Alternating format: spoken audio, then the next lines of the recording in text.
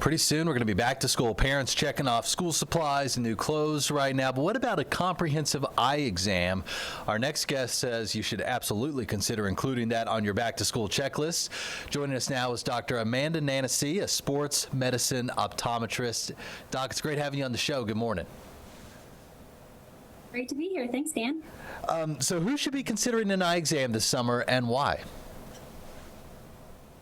Everyone should be getting a comprehensive eye exam this summer.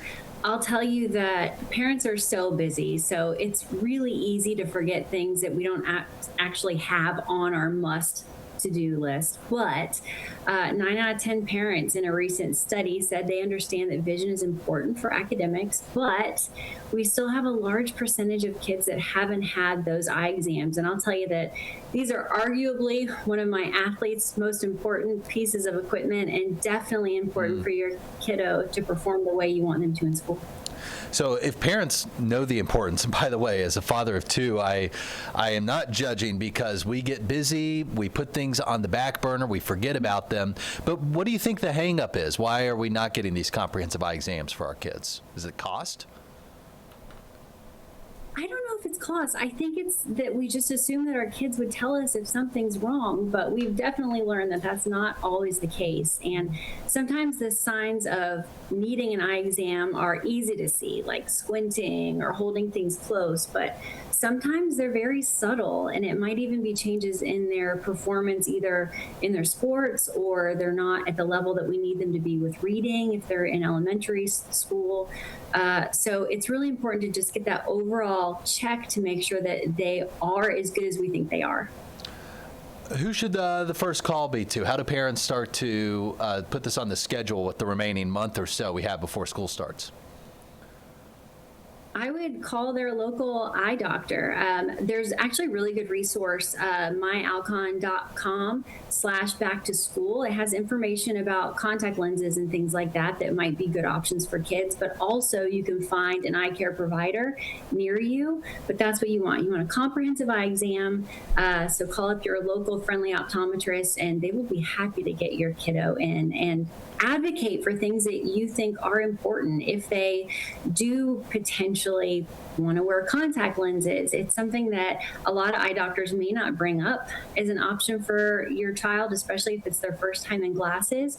But as a daughter or as a parent of a 13-year-old and an 11-year-old that both play sports, contact lenses are really important for not only performance, but also building confidence if they're not comfortable in glasses. Okay, I'm glad you brought up the contacts versus glasses debate. It's going to be different for every family, I imagine. What about schools? Do they still do vision screenings? I mean, are those as effective as what you can get done at the eye doctor? They do them, and we are grateful for them because they do catch some big things that are going wrong with vision, and those kids end up in our offices. But they just shouldn't be relied on as the only source of whether or not their vision is where we need it to be, because there are things that could be missed. Just because they can read a chart on the wall doesn't mean that they weren't working significantly harder than they should be to see it. And that's going to be something that your eye doctor can tell, as well as if their eyes are healthy. That's very important. You know, we are raising a generation on screens between the computer, the iPads, the cell phones. What does that mean for vision long term? Do we know? You know, it's funny because parents used to look at me and say, they shouldn't be on the screens, right? But we have to be. It's just a matter of doing it the best way possible. Making sure that if you do have a visual correction, you're comfortable all day. You have contacts that stay hydrated and don't dry out, that you have the proper distance from what you're using. This is actually a good rule of thumb. It's an elbow. This is how far away you should have whatever it is that you're looking at, whether it be a tablet or a phone. They shouldn't be here. And moderation should be used if possible, but sometimes you can't avoid it. Great advice this morning, Dr. Nanasy. I want to ask you an off-topic optometrist question, because I'm looking at your bio here and I see that you're a team doctor for Inter Miami, the football club down there. We just had our final World Cup match here in Atlanta yesterday. I'm just curious to know, as a soccer fan, as a parent of athletes, how you think the World Cup went in America. Oh, well, I'll tell you, it's been really exciting.